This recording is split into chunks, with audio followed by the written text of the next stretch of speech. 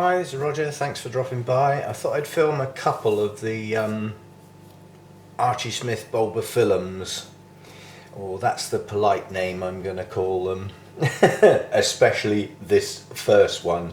I'm filming this one now that I've actually stopped bleeding. In amongst my sphagnum moss, I was merrily tearing it up, and there was a thorn about an inch long that probably embedded nearly half of that in my finger and broke off. That was really nice of it, so I've had to dig the flipping thing out, and it bled for quite a while. Now when things like that happen, bleeding's good, because that means any muck that's in there comes out with your blood. And the hole don't even show anymore. I can't even show you, can I? Wounded, basically. Anyway, this monstrosity is Bulbophyllum phalaenopsis. It is in the world's top 10 smelliest, stinkiest plants. Not just orchids, all plants. And this is in the top 10. So if it ever gets to bloom, it ain't blooming in my grow room. I spent too much time in there to have something that stinks like that. But the other thing is with this one, this is a warm to hot growing plant. Now I can't do that. Well, I could, but all the others would wilt. I can't do hot. I can't get up there. There's quite a few plants I can't have as a consequence of that. But what I can do is try and get this going. And then we'll see what we can do with it after that. Now this is going deep in this pot because whatever I put this in, it's going to fall over. So I've prepared a stake that is duct taped to the pot and has suitable strapping things ready to go.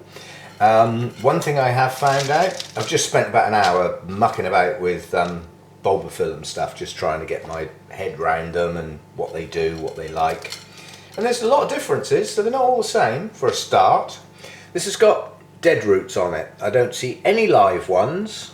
But it has got the sign of potentially a new bulb. That will be the place where the new roots come from. Okay, so all I'm going to do with this is sit it on that media and not bury it very deep. I'm going to put a little bit round the back because I don't want the pseudo bulb to rot. And then I'm just going to put a bit round the base of the pseudo bulb. So it's not really potted, it's sitting on top of the potting media, which I will have to keep moist. That's my bit. But yeah, that's the idea, is to put it like that and then strap the flipping thing on. Which, yeah, typical. That leaf is so big, I'm not sure I've actually allowed enough to tie. Just about, I think, despite the fact that every time I move my finger, it hurts. Pressing on it is not doing it any good at all still. Like I said, at least it's stopped bleeding, at least we don't get blood all over the plants. Let's do this one up first and hold it still, shall we? That might help me be able to do the next one up. But you can see what I mean, the weight of this plant is quite incredible. It is a very, very top heavy plant, and I think even by tying it like this, I'm going to have a job to get it to stay there. I'm pretty certain it's not going to be easy. It just isn't. Let's try and see if I can do that then. Let's get the top of the leaf secure. If the top can't move and the bottom's in a pot, it might actually flip and stay there. Now obviously I don't want this raffia to dig into the leaf, but I need it to be able to hold it. Yeah, that's not too bad. So that one's got a grip. And then this one, this can move up a bit as well. And come in about there. Yeah, I think that'll be okay. As I said, all I've got to do is try and get it to root and push that new growth. As I say, it's not going to remain with me up to and including flowering, because you know I like my fragrance, but I'd be curious to actually see the flowers.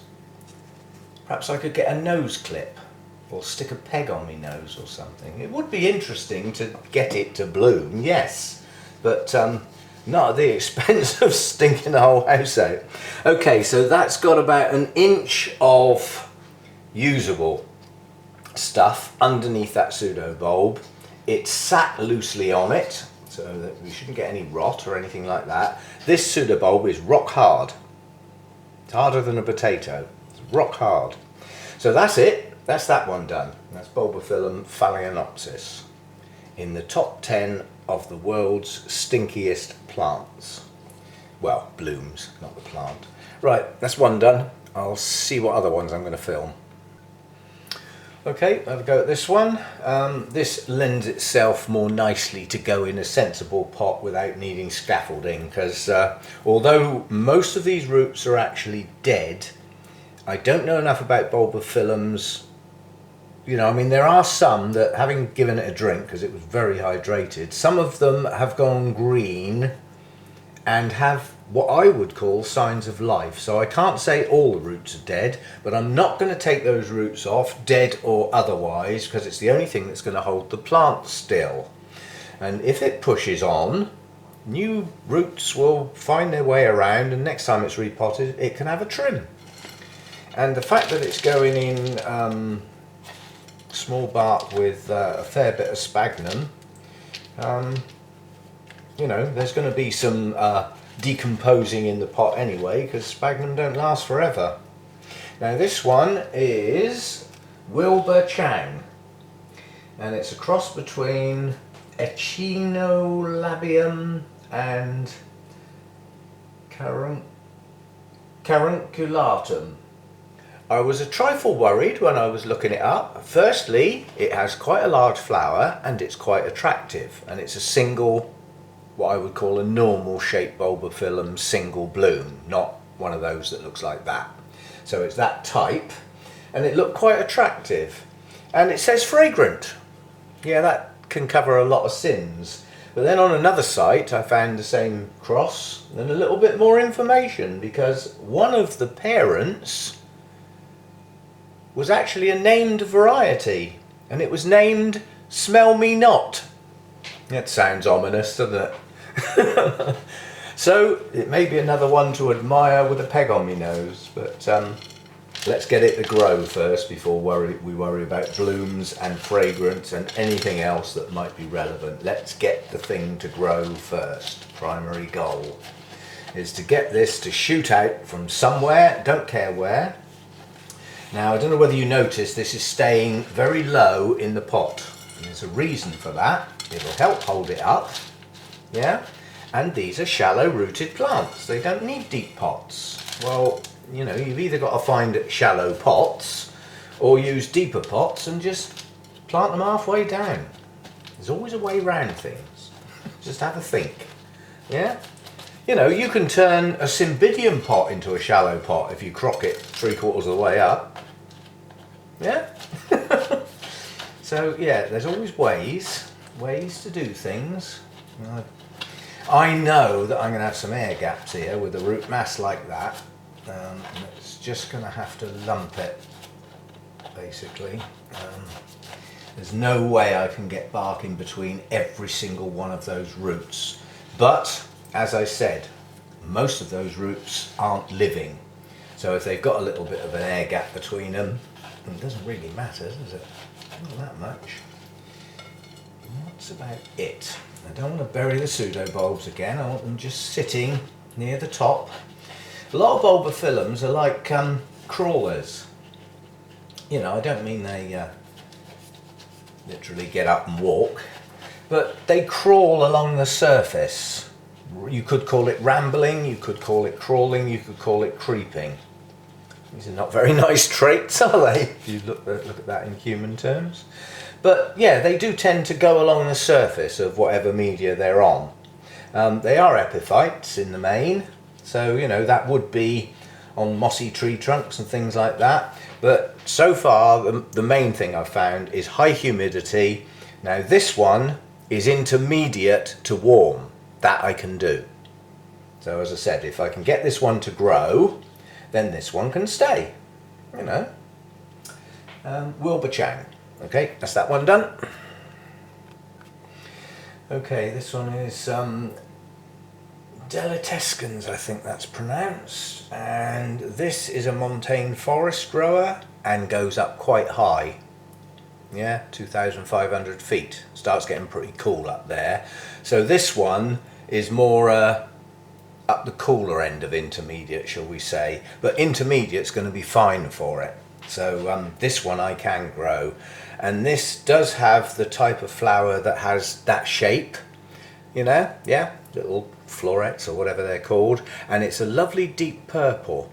It's quite a small bloom, but it's lovely. So let's see if we can get this one to grow then, because I'd enjoy having this one. I can't find out whether it's a stinky one or not, but I'll worry about that when it comes round.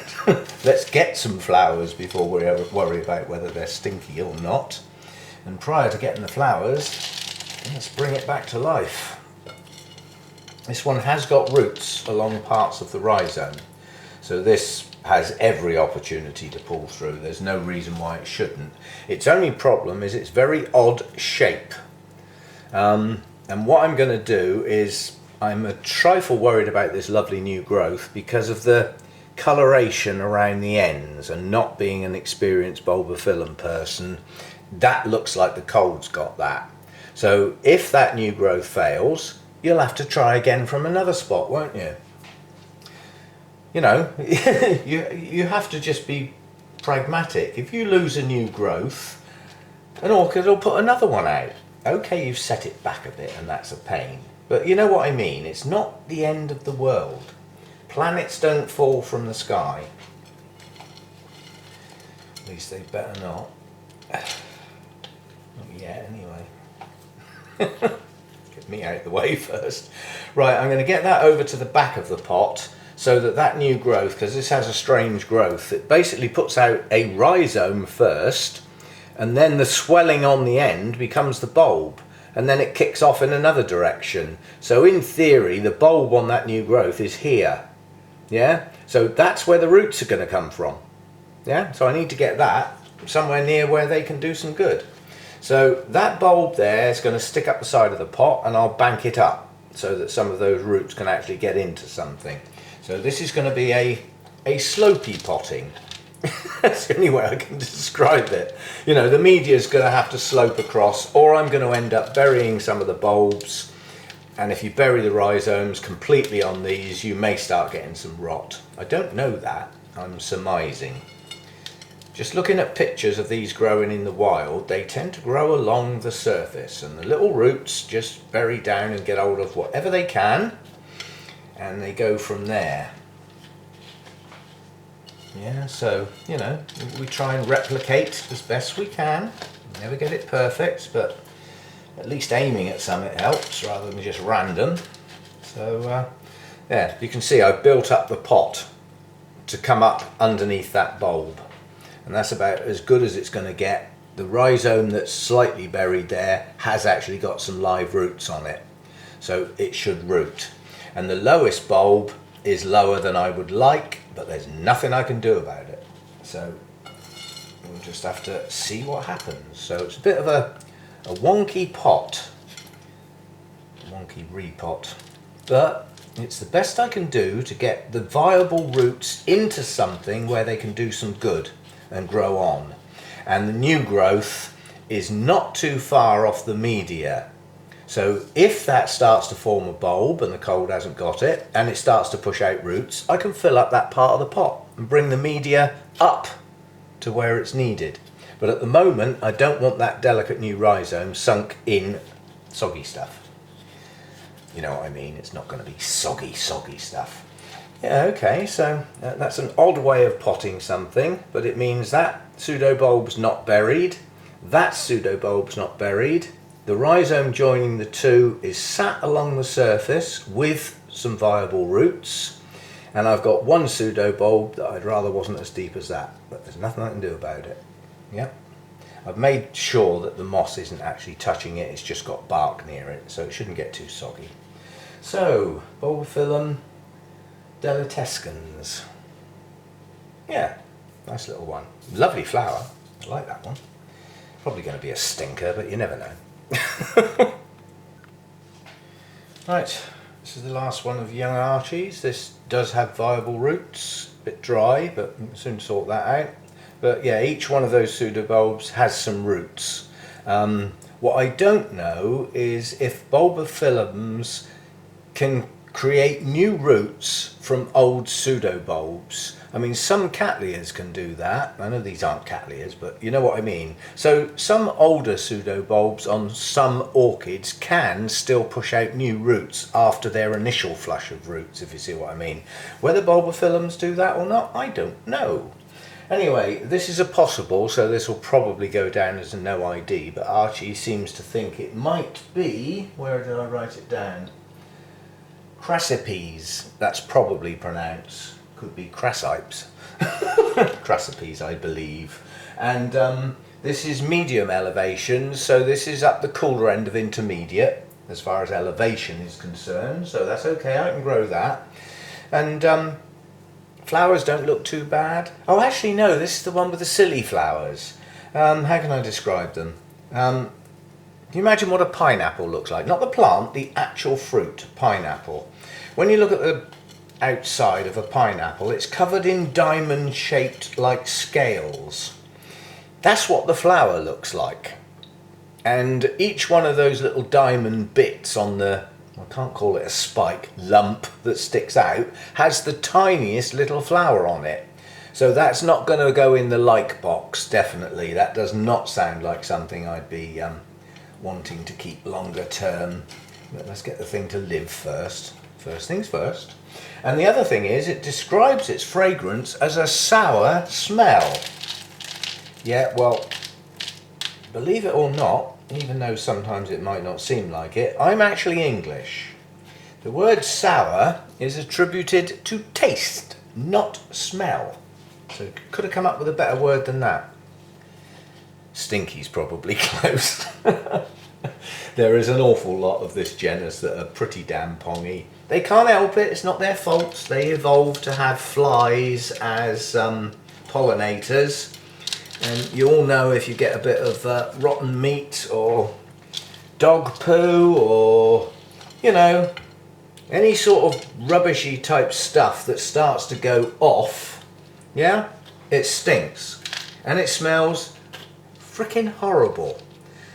And if you try to track down such a smell, when you get there, you will be surrounded in buzzing flies, yeah?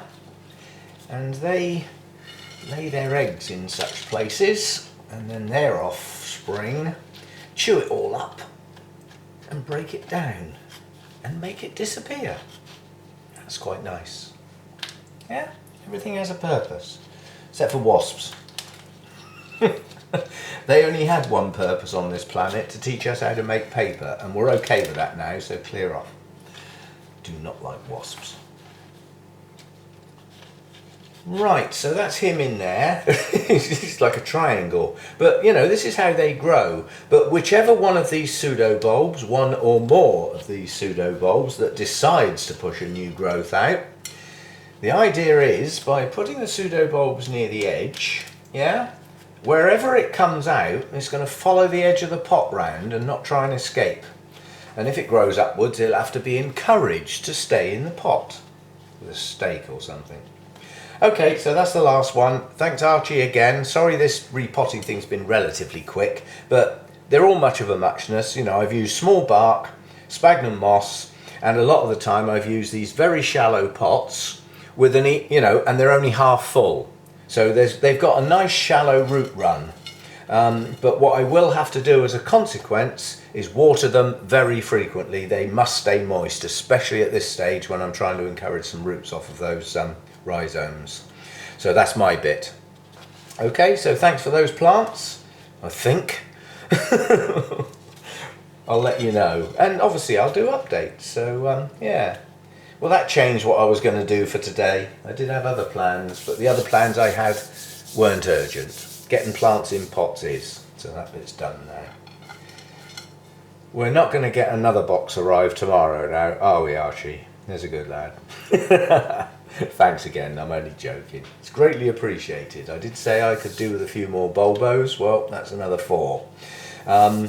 One of them definitely can't stay long term. I can't do warm. I can't do the lower end of warm. And for a plant not to be in its comfort range temperature wise, it's just not going to thrive, is it? You know, so. But I can at least get it to throw some roots out and at least get it on its way, I hope. Okay, thanks for that one then. Thank you to Archie Smith. Go and have a look at his channel. He does all sorts of strange things, and I believe he's one of the administrators on the Orchidaholics Anonymous Facebook page. Yeah, maybe. But anyway, thanks a bunch. Good stuff. And see you at the show? Yeah, see you at the show. I mean, I will be there, but if you're there, come and find me, say hello. I'll get you a coffee or something.